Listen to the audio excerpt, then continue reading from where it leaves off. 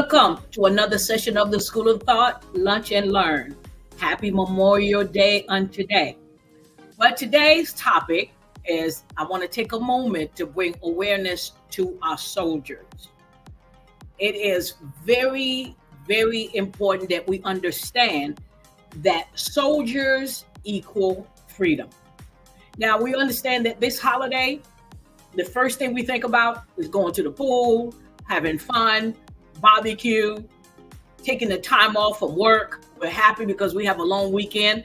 And that is the first thing you think about when you say Memorial Day, days off. Memorial Day, barbecue.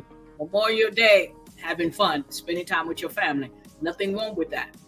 But we need to bring awareness that the purpose Memorial Day was created was because to bring honor to the soldiers that caused us to be free today. The purpose of honoring these soldiers is to bring an awareness to say thank you. Thank you for all the work and the service that you've done, because they protected us from things we're not even aware of that didn't even happen. But today we're able to enjoy our family, enjoy even this day, having fun, because a soldier paid a price. And some of them paid the price with their lives. And today I want to bring honor to one of my spiritual children, my spiritual daughter. Her name is Doris Taylor. She was a sergeant in the Army.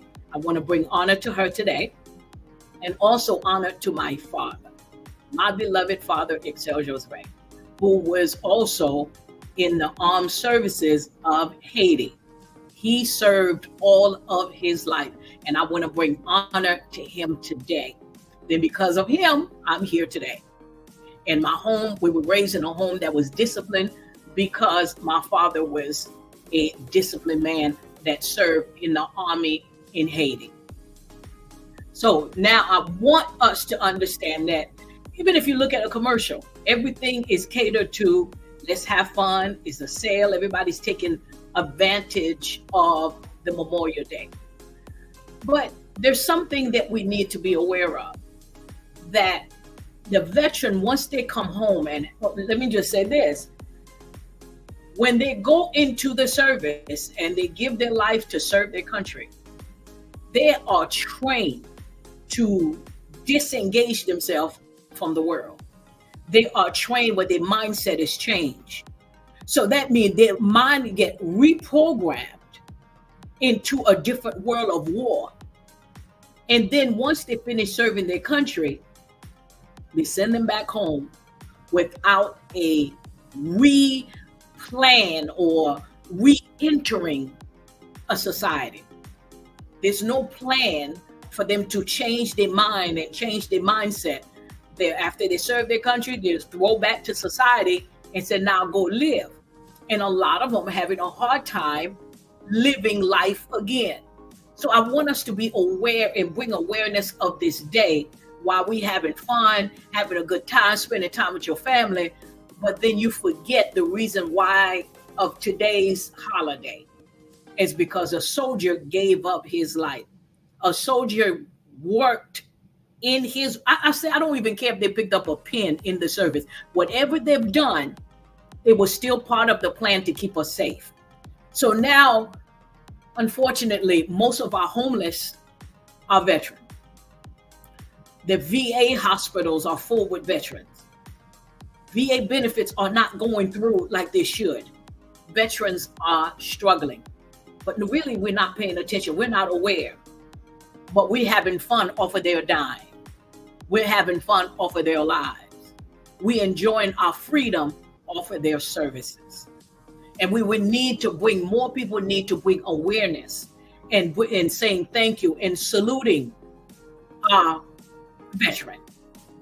One of the things that veterans have dealt with when they send back home without a exit strategy or re-enter society strategy is post-traumatic stress disorder, which we call PTSD or PTS.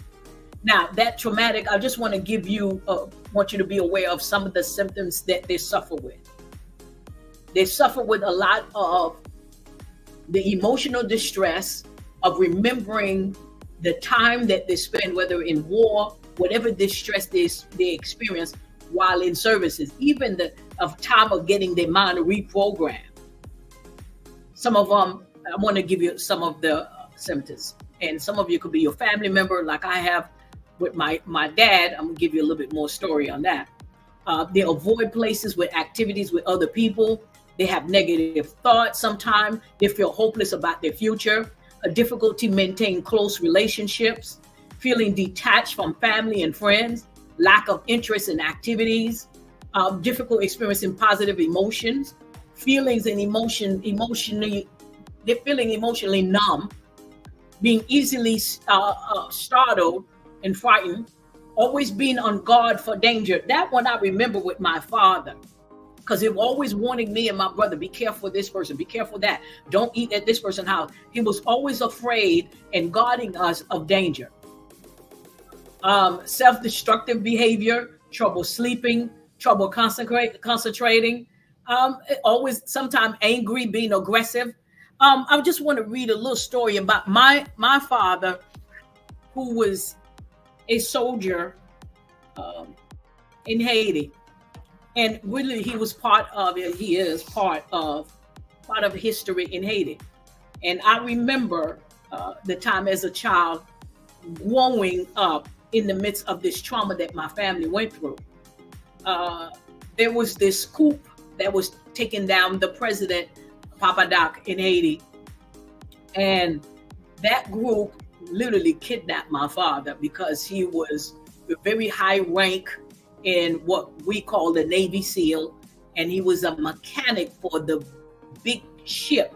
He was one of, I guess, well-known mechanic that he knew what he was doing. So the coup didn't tell them what they were planning.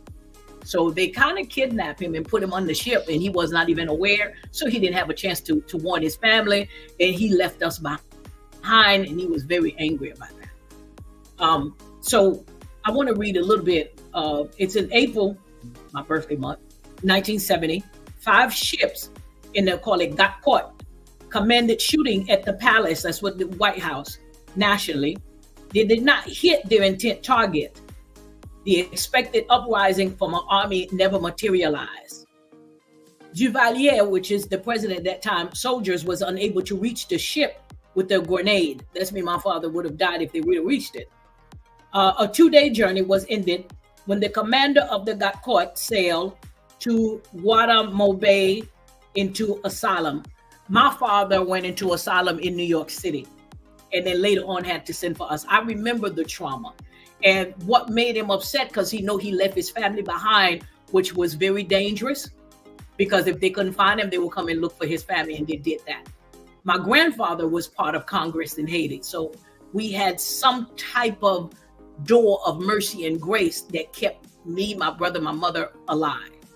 So I understood and saw my father with the trauma growing up. After that trauma, watching my father mind changed. His personality changed, everything about him changed, but he loved his country, wanted better for his country. So when I think about the soldiers and what they paid mentally, not just sometimes physically, but mentally, and then was sent back with no help, was sent back without a strategy how to live life again, how to be a family again. And I've watched it personally with my dad. And I remember even as a child, when we walked the street with my father, walking into the place where all the guards are, they will always salute my father because he was high rank in his service. So they will always salute him when they see him. And as a child, I grew up with that and I saw that. And so he was extremely high rank and respected, very respected. So that's why I want to bring honor to my dad. And then, of course, to my spiritual daughter, Doris, who served in the army. But I love my father, and I'm grateful that God kept him alive, because if those soldiers, the grenade would have reached the ship where he was, we wouldn't have had our father as long as we did. We would have lost him. So, but I honor him. I honor his work. I honored when I speak to all my cousins and we speak about him and how respected my father was among his colleagues. He was very high ranked, very well trained as a Navy SEAL, and make me feel like, hey, that's why I love watching Navy SEAL movies. So I just want to bring honor to him and honor to all the veterans that gave their lives for our freedom and protecting us even from things we're going around laughing. We're not even sure what they protected us from, things that didn't even manifest. So I want to just us to bring in awareness today that it's not about just having fun and barbecue, eating hot dogs and taking the flag and waving it. But we need to take a rewind and take a moment and find you a veteran and go say thank you. Go in a homeless shelter. Go in the bridge. You'll find 90% of the homeless people are veterans and been left unattended. And no one cared because thank you for your service, and everybody moved away and went into their own lives, and not knowing the reason that you still have freedom today is because of that soldier that we ignored, the soldier that we drive by and on the highway and not stopping to say thank you. So we, as a society, as a humanity, we need to be aware of our soldiers. We need to be aware of our veterans. We need to be aware, understand that even the fear what my father had about their family, that people could come after their family looking for them. I've experienced it. I saw it firsthand.